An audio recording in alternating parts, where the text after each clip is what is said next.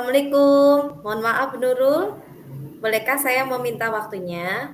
Saya mau bercerita nih tentang apa yang saya rasakan akhir-akhir ini di kelas, Bu.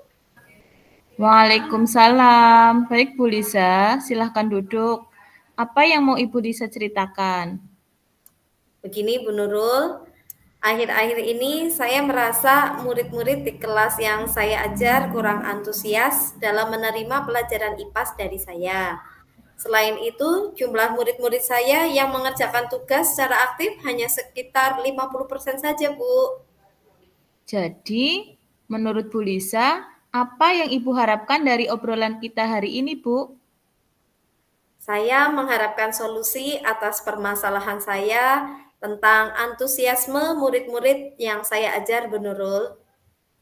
Menurut Bu Lisa, hal apa saja yang membuat murid-murid Ibu kurang antusias dalam pembelajaran IPAS bersama Ibu? Kalau saya ingat kembali, hal yang menyebabkan murid-murid saya kurang antusias adalah yang pertama, pembelajaran saya sepertinya sedikit membosankan, terlalu monoton, saya terlalu dominan untuk berbicara untuk menerangkan materi di depan murid-murid saya. Yang kedua, saya tidak memberikan kesempatan buat murid saya untuk berpendapat atau aktif berbicara pada pembelajaran saya. Dan yang ketiga, kayaknya saya sangat jarang, Bu, melakukan kegiatan praktik atau demonstrasi. Oh, begitu, Bu. Kira-kira apa saja yang dapat membuat murid Ibu antusias dalam pembelajaran IPAS?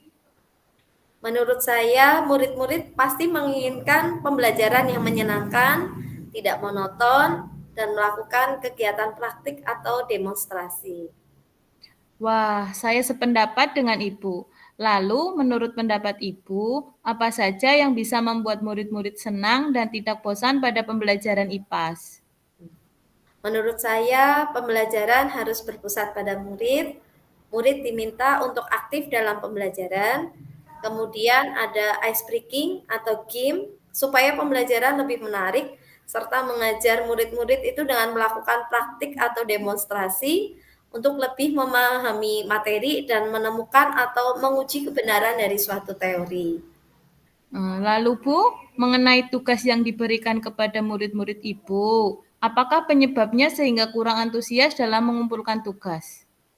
Kemungkinan tugas dari saya terlalu banyak apa ya Bu, dan berisi banyak pertanyaan, tanpa saya memberi sumber belajar yang beragam dan menyenangkan.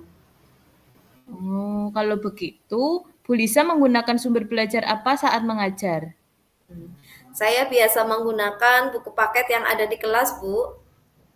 Adakah sumber belajar lain selain buku paket? Saya pikir banyak ya Bu, sumber belajar seperti video di YouTube, lingkungan sekolah, artikel atau blog, atau juga bisa menggunakan aplikasi yang sedang tren Bu, seperti TikTok atau Reels di Instagram. Oh, nah, betul sekali, Bu. Saya yakin sekali, Bu. Bila Bu Lisa menggunakan berbagai macam sumber belajar, pasti akan membuat murid-murid antusias dalam pembelajaran, terutama IPAS. Itu ya Bu. Jadi sekarang apa rencana Bu Lisa untuk menyelesaikan masalah ini? Yang pertama, saya merancang pembelajaran yang menyenangkan dengan menggunakan metode pembelajaran yang bervariasi dan menggunakan sumber belajar yang beragam. Kemudian yang kedua, saya akan memberikan tugas tidak terlalu banyak. Kemudian bentuk tugasnya juga sesuai dengan minat dan bakat murid-murid saya. Istilahnya, saya akan melaksanakan pembelajaran berdiferensiasi sehingga murid saya tidak terkesan dipaksa, tetapi mereka memang senang mengerjakan tugasnya. Wah, bagus sekali rencana Ibu. Mudah-mudahan berhasil ya, Bu. Amin, Bu. Terima kasih. Nah, kemudian, apa komitmen Bu Lisa terhadap rencana Ibu ini?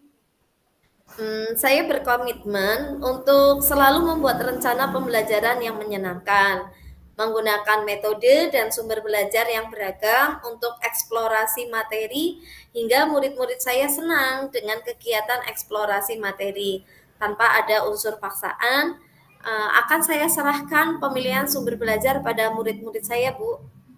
Wah, bagus sekali, Bu. Saya sangat mendukung. Mudah-mudahan semua berjalan lancar dan sesuai harapan ya, Bu. Terima kasih ya Bu Nurul atas waktunya untuk mendengarkan permasalahan yang sedang saya alami ini. Mudah-mudahan kita semua bisa menjadi guru yang selalu dirindukan oleh murid-murid kita ya Bu. Amin. Besok-besok kita ngobrol lagi ya, Bu Lisa. Saya sudah tidak sabar mendengar hasilnya. Insya Allah Bu. Maaf Bu Nurul, izin kembali ke kelas ya Bu. Assalamualaikum. Waalaikumsalam.